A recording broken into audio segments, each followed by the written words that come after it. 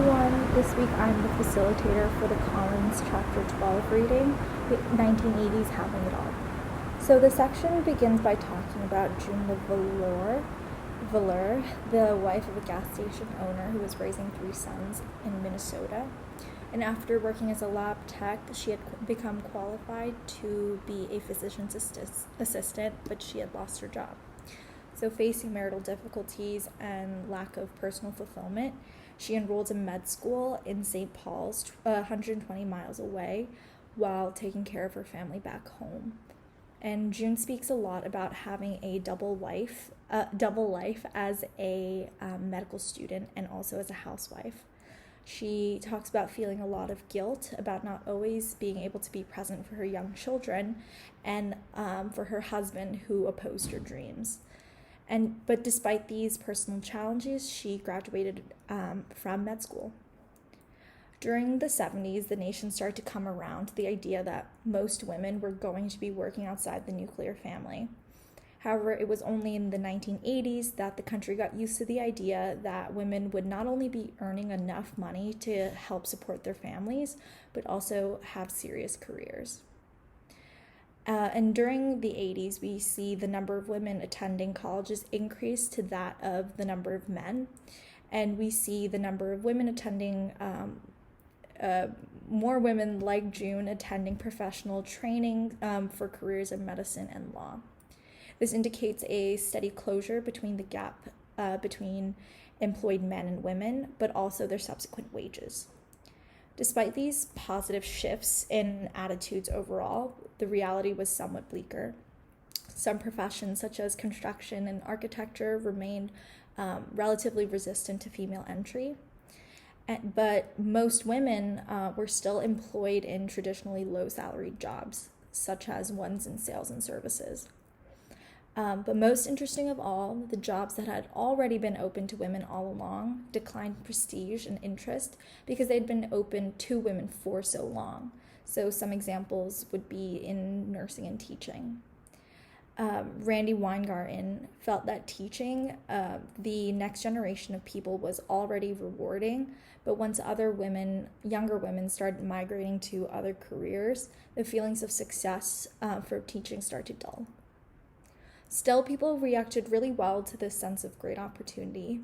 A survey showed that about 88% of younger American women were satisfied with their lives and believed that they would meet their professional, social, and personal goals. Something I personally found really interesting was the shift from radicalness to conformity, especially in regards to chasing after pipeline jobs such as business and law.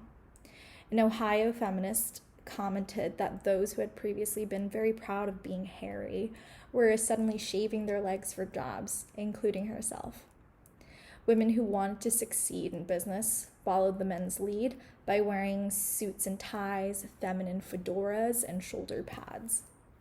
I find it incredibly ironic that the person who created the Women's Dress for Success book was just another man telling women how to dress and react. It's also interesting to examine the conflict between different women in regards to the swings of fashion trends. While many women thought the miniskirt and heels were further invalidating the role of women in the professional world, others were liberated by it. We still see some of those struggles today as women argue about what is appropriate or not in the workplace. The question of is workplace apparel another male-dictated standard still persists. Though this debate continued to rage on, many skirts and heels did mark a change in women's attitudes toward their bodies. While women were always preoccupied with the latest fashions and how to create illusions of skinny curves through clothing and undergarments, physicality was another thing that women took as a responsibility during this time. Women during the 80s translated wearing bras and girdles or corsets like previous generations to the gym. The miniskirt also brought back terms such as thunder thighs and also brought in the rises of aerobics and workout books and exercise tapes. With the help of Jane Fonda and her outrageously colored tights, the American beauty culture became linked to that of health culture. So the mindset of the American dream that is the can-do attitude, start to shift into the realm of health and body confidence. But with this change in attitude came a new expectation on women for physical perfection. Anyone whose body or face didn't live up to the current standards was no longer considered unlucky, but underachieving and lazy. People could either work out in the gym or, if they were privileged enough, get plastic surgery. Either way, it was seen as a sum game where you had options, and these expectations trickled down to all ages and women. This is underscored by 16-year-old drum majorette Peggy Ward, whose high school band told her she needed to lose weight or leave the band. Because of these strong ideals, it helped create an epidemic of eating disorders among young women. The text starts to shift into women of entertainment business, and this section really sheds a light on the links of expectations that underlie female pop culture icons.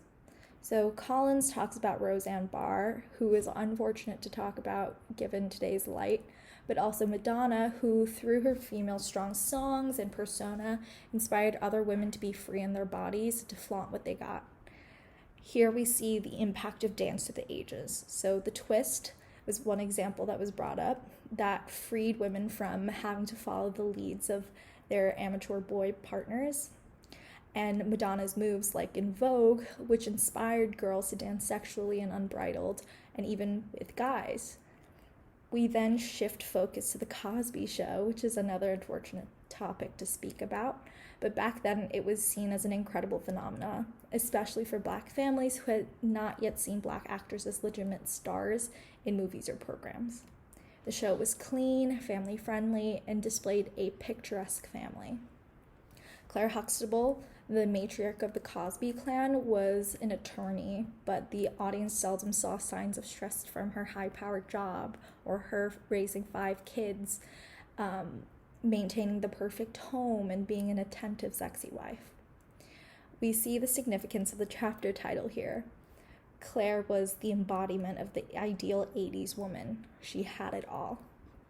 The character symbolized the time's ideal and the expectations that were imposed or internalized by American women. I relate this now to the body image problems that a lot of women face, given the prevalence of platforms such as Instagram.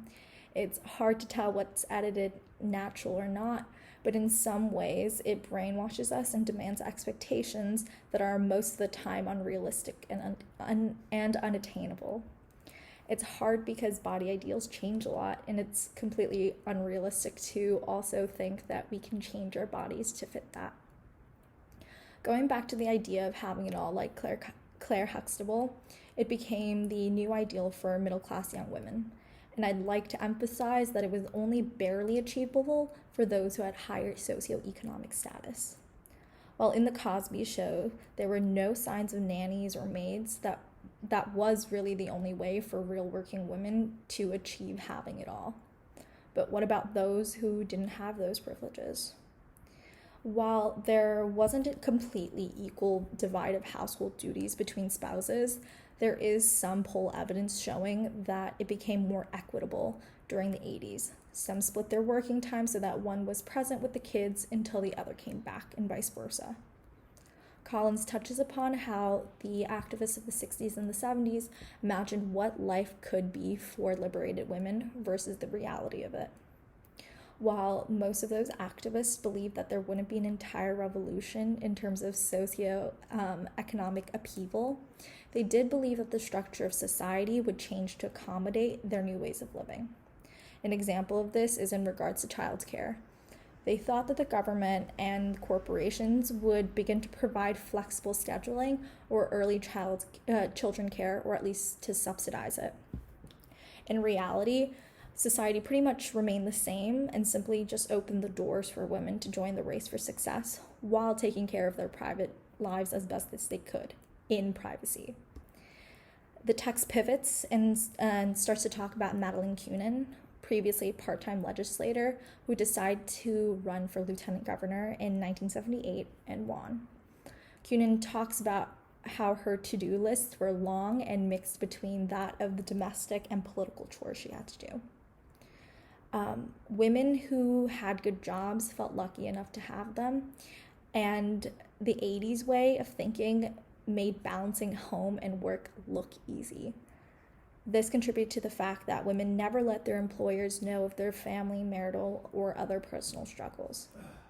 Other women, instead of wanting to have it all, decide to delay marriage rather than eagerly jumping on it in the past. This is most likely because they had more autonomy and that they could provide for themselves instead of depending on another to do it for them.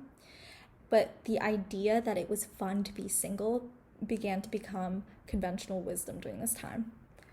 Nevertheless, most women still expected that their lives would eventually include a husband and children, but wanted to establish their personal professional lives first. However, the media started to question whether women's search for self-fulfillment at work would wind up cheating them out of that chance for a family.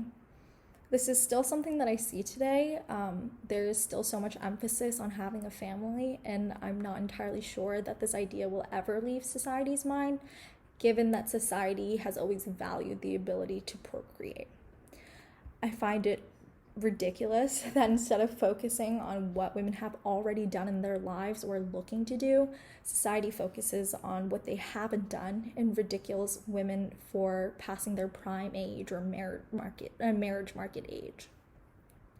Having children was also another contentious topic among these newly powered women. While there was some anti-child sentiment among women who were getting tired of being asked when they were going to start a family, the expectation that they were going to have a child was something that really never changed. But the timetables became more flexible, and the text mentions that the fertility rate for those ages 18 to 24 declined, while there was a jump for women in their 30s. Collins speaks about how the 1982 Times cover story celebrated motherhood after 30, and I find it very patronizing.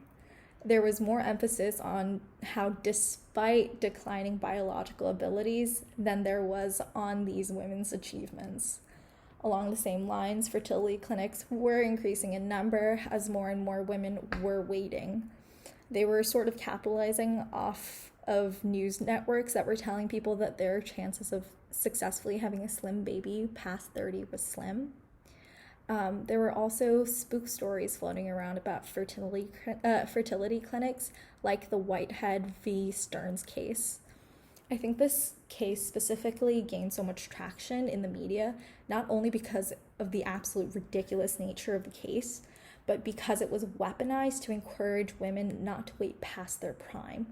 It was used not only as like a cautionary tale, but as a scare tactic to convince women to go back to prioritizing the family. The text begins to move into protection for pregnant working women.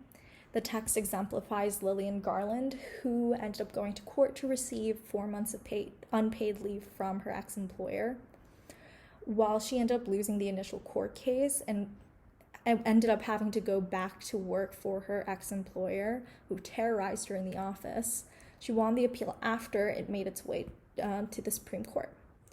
Despite her employers essentially abusing her, she won the case, which set the precedent for states requiring employers to provide job protection for pregnant women.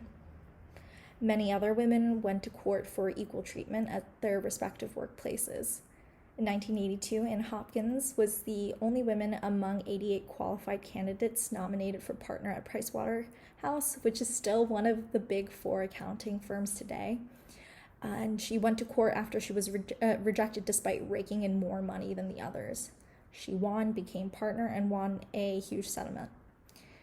These court cases expose the fact that despite doors opening, misogynistic stereotypes, expectations, etc. were prevalent, and that these workplaces in question placed more value in physical appearance and interpersonal skills rather than objective work. The text moves on to speak about the height of sexual revolution, which not only empowered women, but brought in venereal diseases like herpes and chlamydia, and most significantly HIV/AIDS, which despite being around for a few years, reached American consciousness in 1985. Furthermore, the text speaks about how in the 80s people became more sympathetic for women who claimed to be victims of sexual assault, going as far as passing rape shield laws to prevent defense attorneys from bringing up a victim's sexual history to portray her as someone who asked for it. Yet the concept of date rape was still controversial, as it was a new topic that women were allowed to say no after going on a date or whatnot. The chapter ends with speaking about Sandra Day O'Connor, who juggled both being a working mother and working her way up to the Supreme Court. Though it was said that she was only on the Supreme Court ballot because she was a Republican and unoffensive in her femininity, she was still valued for her expertise and unswaying nature as a moderate. She was pragmatic in her decisions and made choices based on what was appropriate for the future. She wasn't a powerful power hitter, but was consistent in knitting together opinions out of dissent and commanded an unprecedented amount of respect. In reflecting about this chapter, it focuses most on the question of can you have it all? Instead of presenting a definitive answer, Collins depends on the anecdotes of many women to present an argument to the reader. While she does do a great job on presenting role models from the small to the large, she doesn't reflect on the intersectional identities that facilitated or blocked certain women from fulfillment. While it's the point of the chapter to focus on women, she doesn't acknowledge that there are issues that are compounded by race, socioeconomic status, sexuality, etc. While she does imply that the juggling done by working mothers was helped by hiring the help, she doesn't really address how pivotal that was. Apologies for the long video. I really love this chapter. Got lots to say, and I look forward to hearing your feedback.